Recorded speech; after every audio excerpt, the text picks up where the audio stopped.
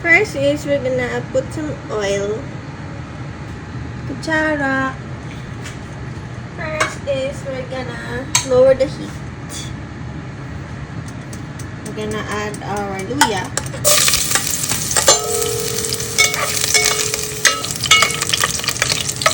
And also we're gonna add 4 cloves of garlic.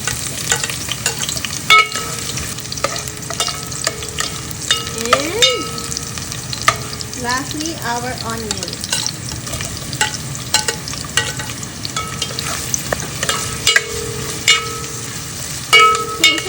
We're gonna wait till our bawang is brown and our sibuyas is translucent. Ayan, medyo translucent na yung ating bawang. We're gonna add our chicken. One by one. Yan.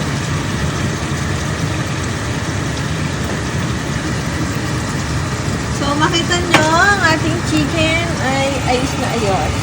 So, we're gonna cook that for mga 3 minutes. Mas-sear natin siya. Huwag natin lakad. Tapos, balik na rin ulit natin after 3 minutes. We're gonna add some salt and pepper.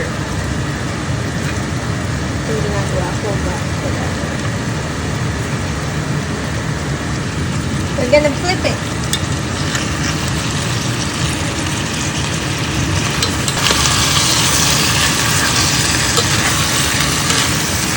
Yan.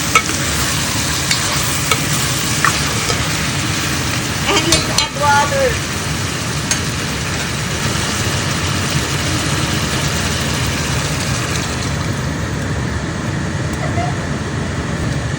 And so I added 2 cups of water.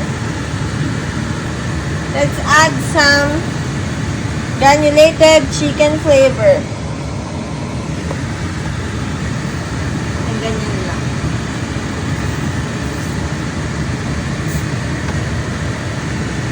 We're gonna add 1 patis. Unti lang. Yan lang.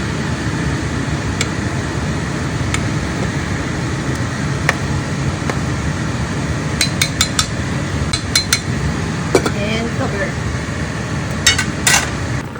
Yan, pag medyo luto na, dagdag na natin ang sayote.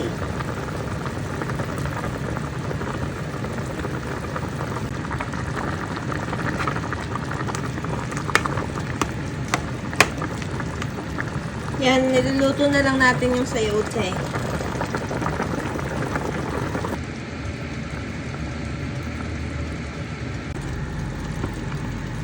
At pagluto natin yung sayote, dagdagan ng, ano lang to, 2 leaves lang ng bok choy. Yan.